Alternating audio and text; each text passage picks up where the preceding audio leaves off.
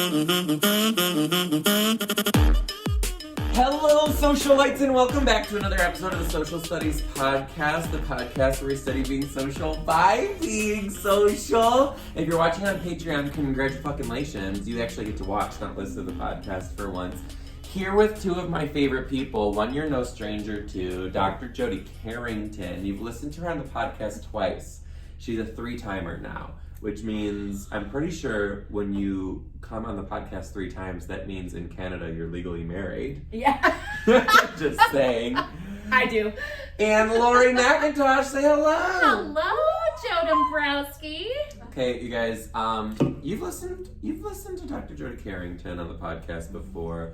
Laurie McIntosh is new, but I need to explain why. New book just came out. It's called Teachers These Days. Let me tell you what, I'm gonna blow your mind. But before we get there, girls, how the fuck you been? Oh my God, can I just say how exciting this is? Because I'm a rose flanked between... Am I gonna hold this for you? Is this how we're doing this? Yeah, thank you so much. It's my show. I am flanked between 2 Ellen DeGeneres alums. Can we just talk about that? Mm-hmm. Mm-hmm. This is an honor and a delight. That's how you two know each other. By the way, she introduced me to you. She did. We met in Houston, Texas. Yes. You shouldn't do that. You shouldn't do it. We're going to have long conversations about this today. But you know what, Patreon? I'm going to air it because we need to show that learning happens in the wild. Okay, so we met in Houston. Yeah. At a real botched conference. You were speaking at it. You were phenomenal. And So good. I said to Laurie, the only reason we're here is to watch Joe Dombrowski do his thing. And she said, he wants to meet you. And I was like, oh, Joe Dombrowski knows me. And you came out and we basically fell in love. And she captured the photographs. Yeah. Because I think you're a bit aggressive. Here's what we're going to do. Do do this. Here, let me Yes. I'll Yes. take it from here. Thank you. Whew. Hard work. Okay, so anyway, you introduced me to Joe, and he's the most phenomenal person. And at that time, you and I had started already talking because you're the teacher, I'm a psychologist, and you started teaching me everything about what happened in this world of education because it is a very fascinating world of teachers. Teachers are fascinating people. Yeah? Not only are we fascinating people, but we have a lot of baggage. We have a lot of baggage. Agreed. Okay, so Laurie just dragged you to the conference, or what? No, like I really wanted to meet you, but I also... Wait, so that's why you came to the conference, because you wanted to meet me? If I have beer breath, I'm getting so close to your face. I am so sorry, but I only have 2 mics and there's 3 people on this pod today, so this is what we're gonna do. Deal with it. It's okay. It's totally good. You don't have beer breath. It's fine. That's what husbands and wives do. We cover for each other. You know what I mean? I'm like, it's good. It's just totally good. Yep. Go. Slam it. Wow. Okay. Now, anyway, no, we were there for so many reasons, but you were for sure the prime attraction. And I think really it was just about like learning about what happens for what educators needed, what teachers needed, because this is not my jam. This is not my space. I mean, I'm a child psychologist. I don't really like kids. I like the big people, and I think if the big people who hold and spend time with little kids are okay, they're going to be just fine.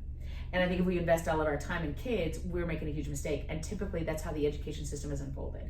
And so I didn't know much about the education system, but I knew a lot about kids. I know a lot about trauma. And so when I met with Laurie, she started to teach me so much and connect me so much to this world of education, which really then developed this beautiful friendship between her and I. Okay, now you say you met with Laurie. Laurie, what's the story behind this? How did you two I'm gonna go ahead and guess one time you guys just met and just fell in love, just like Jody and I did? Well, it was like very one-sided at that point. I fell madly in love with Dr. Jody Carrington. Through what vessel? I just started going to, we write about it in the book, but I was basically ready to leave teaching. I was done. Really? Was at the end. Oh, by the way, P.S. Kindergarten. Oh, sorry, kindergarten teacher. Yeah, absolutely. In Canada, which is where we're at right now, everybody. Edinburgh, We're Canada. here in Edmonton for the Relay Hockey's Conference. on TV, like true Canadian moment here. Feel free, and if you want to come in, you can grab this. Yeah, okay, no, I'm so good. Yeah, and it was the summer, and I had a friend, we write about it in the book, that said, do you want to come to a PD conference in August? Was it relit at that time? No, there was no relit. And I didn't know Dr. Jody Carrington at all. I actually signed up for 2 other sessions that day, and they had nothing to do with her. And she did the opening address, and it was about half an hour, and I sat in the front at the front table. I literally was not going to go to this PD session. I kind of wanted to let this friend know that I had plans to leave education, but I thought, I'll go with her and keep her company. And it literally changed my life. Quick pause. Yes. Is this pre-post you being on Ellen? Oh gosh, post by very little. Very little, yeah, because I just come back after a mat leave, so. We're gonna do it, we're gonna get to that. We will to get hear to about Lori's journey on Ellen DeGeneres. Yeah. Show, how we fell in love. Exactly. Okay, so then you meet. We meet, and I cried a ton.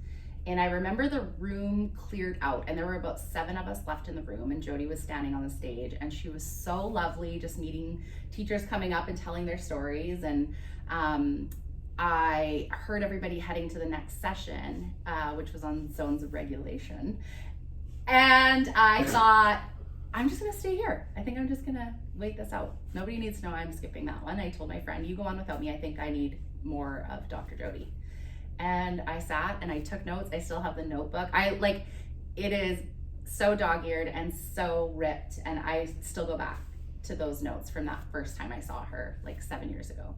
So then you get from there to writing a book together? Yeah, right? So, I mean, I love that Jody doesn't have a mic right now because I get to tell my version of the story. Because she tells a different version than I do, but it's okay. It's all right. It's okay. It's okay. So no, I think she will tell the true part of the story is that I was her #1 super fan from the moment I met her. Stalker. Exactly. You could. I mean, We don't say stalker. I just ate that.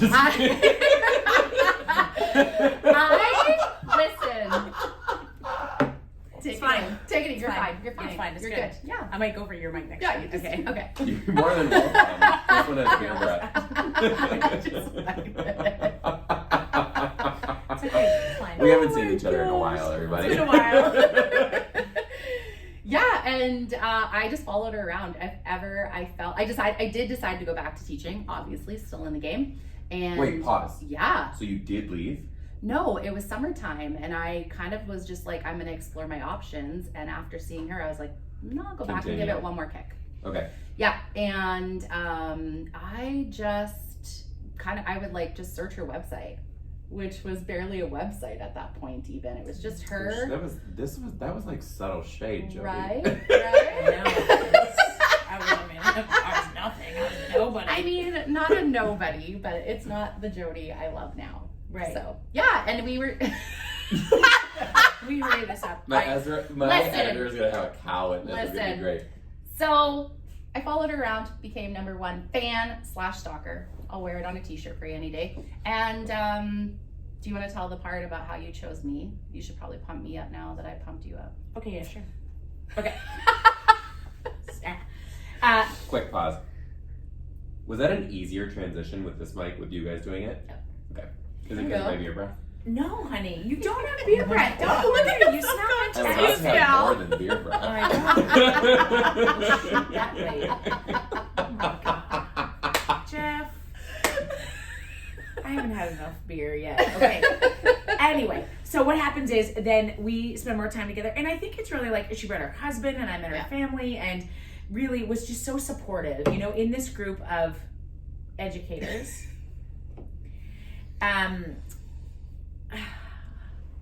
Okay, anyways, this is fine. And continue.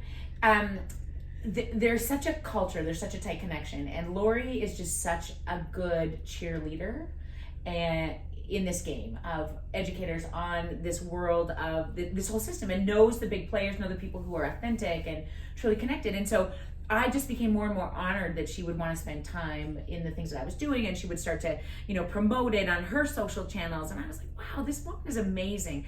And her profile picture on Twitter was her and Ellen DeGeneres. And I was like, oh, clearly she is a gem. And so she started to teach me a little bit about this game, if you will, about just really how much teachers are unappreciated. Because I went into this business really trying to educate educators about kids, right? Don't be assholes. They're not manipulative, attention-seeking liars, for Christ's sake. They're kids who have stories.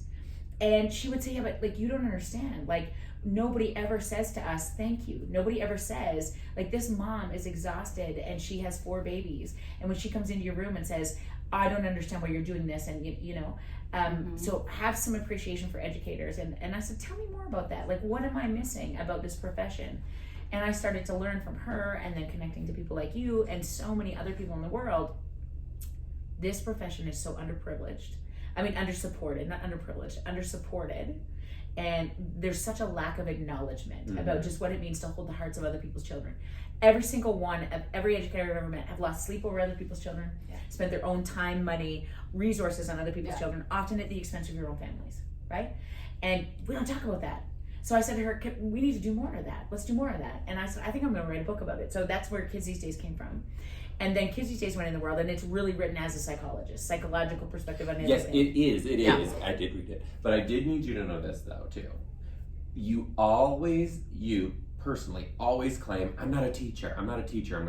But to me, the definition of teacher is lifelong learner. And I think, and I'm not trying to butter you up, you are one of the number one people in my life who openly accepts being a lifelong learner. You're constantly, in everything that you do, allowing yourself to accept new knowledge and change who you were the day before. So, like, you are also an educator of educators, and that's okay to accept.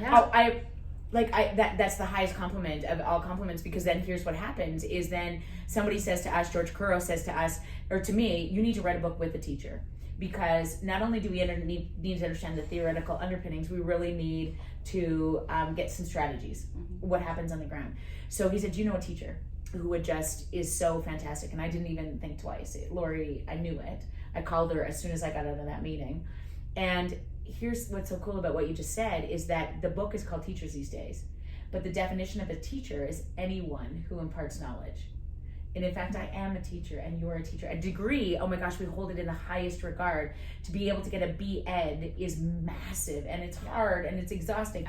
But coaches and TAs and educational assistants and bus drivers and custodians, oh my God, they are sometimes the best teachers. Your best friend's mom is sometimes the best teacher, right?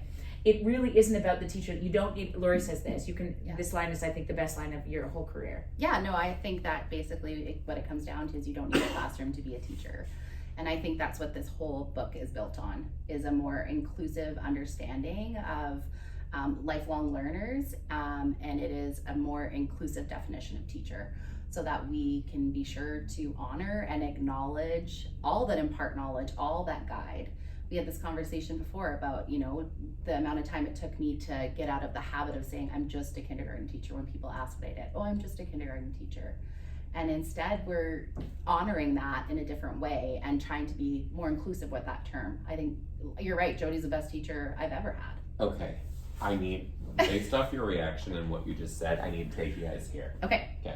I was on so for the tour, I do a lot of press for, radio all over the country. If I'm coming to your city, I'm likely going to do press in that city, maybe a TV interview or radio. Right. I'm on this radio call, right?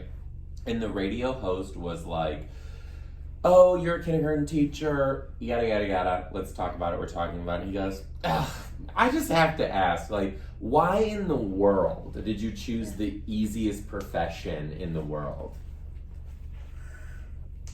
And I'm just gonna let you two go for it. I know. And you are the expert in this round, but I got to tell you, as I speak as a parent, I will never forget my children's kindergarten teacher. I will never forget my children's teachers, the ones who really made, Mrs. Rose. I was more anxious when my first son went to kindergarten about, is he okay? Is he going to be, is he good? Is he great? Oh my God, did he tie his shoes? The one thing she did was 2 days into the second day of kindergarten, when I was crying, leaving him there, doing all these things, she called me and she said, can I just tell you something?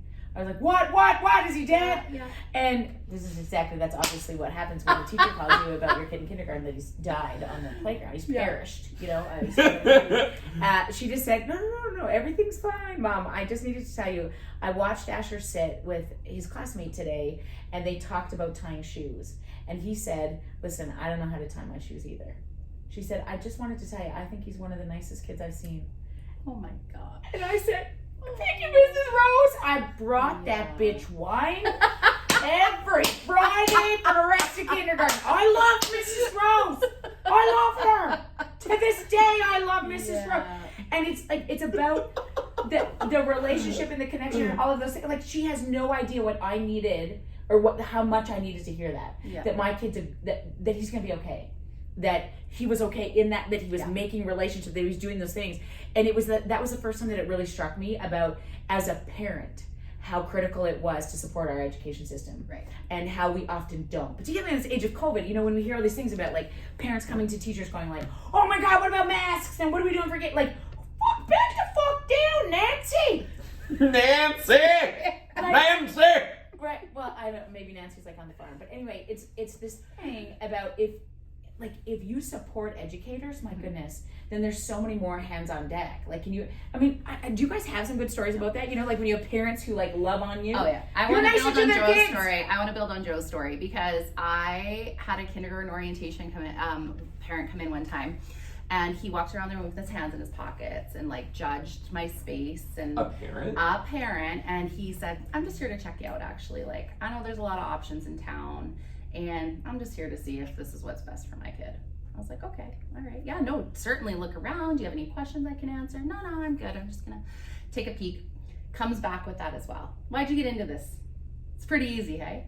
Kindergarten. Oh my God. And I literally Here's the thing, don't put your kid in my class. No, but you're better but than I me, didn't. so I didn't. But you're gonna like this, Joe. You're gonna like this because I said, and then at first I started trying to defend. I was like, but I taught grade 2 for 8 years, and like grade 2, and then I was like, no, I'm not doing this. Screw this. So I was like, okay, so yeah, no, there's a reason there's options out there. I might not be the best fit for you. I can tell you one thing, this job isn't very easy. And he said, oh yeah, what do you bring to the game? No, he didn't. He sure did. But guess what I said? I said, you know what? I'm gonna let you take in this space. I am so grateful you came in today, and I want you to go home and Google me. And he was like, oh, Googly, hey, what am I gonna find? I said, no, you know why? Because I have an Instagram page. It's called Mrs. Max Kinders. I put that out there so you know exactly who I am and what I offer. You can go check it all out. Google me, see what you find, and see if I'm a good fit. If you have any questions, give me a call. I'm not shitting you. 2 days later, the man, I get called down to the office. There's someone here to see you, and the man is in tears. Tell me everything. He says, hey, you're on Ellen, hey? I said, yeah, okay, so you did the Googling we talked about? Yeah, no, I'm definitely super, super proud moment in my life. And he goes, yeah. Hey, I saw that project where you guys went and hid books at the playground for kids that don't have books. I said, you did? How did that make you feel? He's like, it made me feel like this is the place for her. I'm just like, I was like, okay. So right? I know. And that's the moment. And then you're like, and then he brought up like this beautiful community collaboration I've done. We've raised $80,000 by creating a burger of the month for a local restaurant. And he brought it up. And I felt so seen and I felt so acknowledged. And best part ever, he apologized. He said, I know this isn't easy. I went home and I looked at that page. You put way more time into this than the hours you spend in this building. And he's like, I talked to a couple of friends. I talked to a neighbor. They knew exactly who you were. They know exactly what you offer, not to just this room and the kids in this room, but to our entire community. I'm so sorry I didn't know who you were. I'm so sorry I didn't honor your work, but I'd be so grateful if you worked with my girl. And then you said no. And then I said, hell no! In my best kindergarten. Goodbye! And he moved on. No, I'm just kidding. Oh my God, really? Right? Okay, but here's the thing about teachers, and every time I have the honor of sitting with you on your podcast, is really, I think, the importance about this, because we talk often about strategies and what do we do specifically to help kids be better and learn better and do all these things. But what I think we don't do enough is honor just how much it takes heart and soul to care for other people's children. Yeah. And I gotta say, this post-COVID season, I'm so concerned about the mental health crisis that we're facing, which means that teachers are actually gonna have to have bigger hearts than they've ever had before, because kids are gonna be more dysregulated than they've ever been. Not because they're bad or manipulative or attention-seeking liars, but because they're surrounded in homes where mental health is becoming more of an issue. Divorce rates are increasing, domestic violence is increasing. So I can't teach a kid even the finest literacy and numeracy if they're fucked up before they even get into my classroom. So guess what? I need an educator who can hold space for that, who can be very okay with lighting up and knowing something about Pokemon or something about like the latest vape pen or like whatever it is that's happening in the lives of those babies, so that they actually can drop their shoulders, decrease their heart rate, and then maybe be in a place to learn something about letters or numbers or whatever the case may be. And that is skill, that's an art, that's a relationship strategy building concept that you don't get in the BEd program. It comes with people who understand the importance of this job, which is you are not only there to potentially change lives of kids, you're there to save them. Right. You said this thing that like just totally caught me off guard, and maybe I picked this up from you because we're friends and I may have heard you say this before. Drop your shoulders is such an important thing, because both as a kindergarten teacher and a comedian, when I'm teaching kindergarten, you're sending your baby into the wild without you for the first time ever, and there's no better feeling, Laura, you'll totally agree, than when you see the parent drop their shoulders. And because that means they trust you. That means that I trust you with the most important thing in my life. Drop your shoulders. And then comedy. I have these teachers and non-teachers alike, people who just have stress and trauma in their life, come to the show tense. You can see tense. 100%. You can see tense. Or would I say you could see tension? Yeah. I'm doing the show. I start at a little bit. Then I like talk to you. You realize this isn't your phone anymore. I'm here.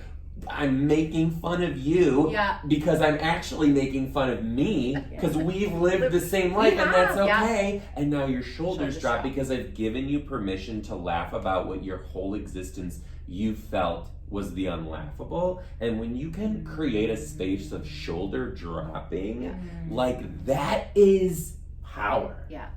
And I think that's what we bring to the book too, right? Like the stories and the strategies. I can feel my shoulders drop when I read some of those stories. I can feel my shoulders drop when I think of some of those teachers and what they've gone through. And I think that's the beautiful thing that both you and Jody do for educators, right? Is to allow us you, Laurie. Oh, absolutely. No, me too. But I'm just saying, as two of my favorite teachers, right? We're in this position where we're surrounding ourselves with this beautiful community to just allow each other to do that and to have the grace for that. And do you know what happens when you drop your shoulders? You leak out your balls. You leak out your balls? These balls. Oh, you... Your eyeballs get leaky. And here's the deal. You want to know why it's important to leak out your balls? Do you want to know what's important to have leaky balls, husband? Do you want to know why? Do you want your balls to leak? Because Matt is Sad's bodyguard. This is a psychology thing that you're about to hit me with. Some psychology. Psychology. But isn't this the truth, right? Like when you're witnessed, when you're acknowledged, you will rise. And so much of the time when we just give you the direction, or anybody the direction, parents, kids alike, when you step onto a stage and you want to really bring your best, you are in your best state. You'll remember your best lines when your shoulders are dropped, because you're relaxed, your prefrontal cortex is in place. But when we get worried or on guard or in fight or flight, or anxiety takes over, we're ready to fight. So this goes up and we start to lose access to our prefrontal cortex. And so this ability to drop your shoulders and really just be seen means sometimes, right? When a parent says to you, or somebody says to you, like, Joey, like, I don't know what I would have done without you. Like, my kid wants to come to school. Like, and that never happened until we met you. Like, do you know? Or you see a kid, 10 years later, and they recognize you or send you that email that just says, there was that day, do you remember that day? And you're like, no, I don't even remember your name. And you single-handedly, right? Like, and you had no idea, right? But when you just do that, you feel that here, it starts to leak out your balls. And I think so much of the time, teachers don't get that acknowledgement, which means that emotion stays in and it turns to mad. And mad is Sad's bodyguard. So, And so my job often as a psychologist, and I think really good teachers get this, is they turn mad to sad. Then we're getting somewhere. When I can turn mad into sad, I've never met a mad that wasn't sad. Not one time. Yeah. Right? Yeah. So leaky balls, moral of the story, Patreon, is to leak out your balls. Okay? I love how Your Joe eyeball. pointed at his crotch. Hold on, when he okay. said that. I know, you were really concerned about your balls there, and I was like, no, stick with me. Yeah, well, at that moment, they were up inside me. So okay, let me tell you. Nobody was leaking. That's the good news. Quick focus on the book for a second. Teachers these days, you guys are going to want this. I have dabbled in it. I haven't finished it. I have dabbled in it. If it is anything like kids these days, you guys, I swear to God, you're going to be driving in your car. You're going to stop. I think I even texted you. You did. I was driving in my car listening to kids these days, had to pull over to weep like a baby back bitch. Drop my shoulders, release it because it was so good. I know that this has the same in it. Yeah. What else can I expect when I read this book? I think that, like we say, the collection of the stories, we collected hundreds of stories from teachers all over North America. And I remember why by did you do teachers. that? Well, yeah, we wanted to acknowledge them. We wanted to have them heard. We wanted to make sure that, again, it's inclusive of so many different roles. Well, we're two white, straight, and that privileged as well, yes. white like women who how can we represent teachers? Yeah. And so we really said, tell us what it's like to show up in the classroom. And we got bus drivers, custodians, EAs, people just so excited about the opportunity to say, there was this one time, and I got to tell you about this kid, and can I share that story? And it was like, basically, that is just a representation of some of the truest, hardest, most beautiful work that happens in the field. Yep. And I think the strategies to go along with them, right? We talked about how Kids These Days has this beautiful way of reminding us of all of the research behind it, and has that kind of, like Jody said, that more psychological viewpoint. But this is written with like tried and true strategies, ones that we've collected from other educators, ones I've used myself. My very favorite chapter is called Own a Fart. Who gets to write a book where a chapter is titled Own a Fart? But it's a great chapter. Paragraph, not chapter. Paragraph. It's just one paragraph. It is one paragraph. And people are starting to hashtag it on social media. I can't Hashtag own a fart. I mean, if that's not a strategy that works for you, then right? I'm falling off. Don't get fucked Okay, off. I have one more question too. Mm-hmm. The artwork catches me immediately. It's if you're listening to the podcast, it seems like what might be a one-room schoolhouse or something that is falling underneath water, potentially drowning. What is this? What is this metaphor? Where is this going? If we don't like it, also it'll just be for the Patreon. But this captures me, and I want to know what the message is because I know there's a message here. Yes, a purposeful one. I'm so glad it captured you because we spent a lot of time trying to design the cover. It's designed by Dr. Milena Radikoska, who does so much of our design work for our team, and she was so invested in really getting it right for us. And we wanted to be, teachers these days, but like, what does it? Is it about apples and like flowery skirts, and we're just gonna all like kumbaya the shit out of this? Oh no, we are trapped in a system that is so historically astute. I mean, we still base our final sort of decision on suspensions. Like that. What? Sorry, are you fucking kidding me right now? Like, there's not more clear data that suspensions are a pipeline to prison, right? Like, why are we continuing? Well, because we've always done it this way. So we were talking about how can we represent that in this way where still good work is done. You'll notice in the cover that the sea is not in a storm. It is calm. There's lots of potential there. But it almost gives you the vision of the iceberg. There's so much more underneath it.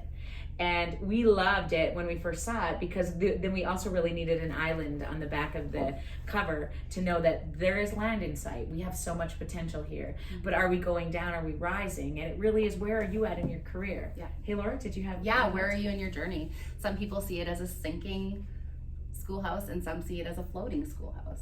So I think it's all up to interpretation depending on where you are in your own journey. I know I see a lot of hope in that image because that's where I am in my journey. I really believe that there's a lot to look forward to and there's change coming about and there's, really important conversations are being had. And so I see a lot of hope in it and I hope that other people can find that hope in it too.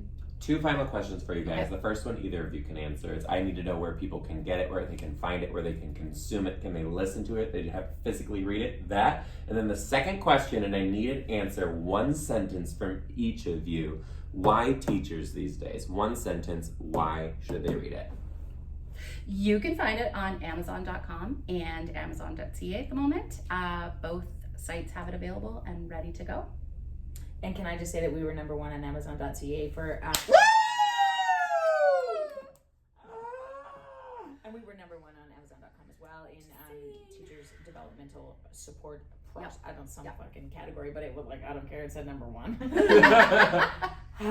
And I think so. For me, I think that there's no greater heroes right now than educators, because I think than teachers who are going to hold the hearts of babies who are going to need it now more than ever.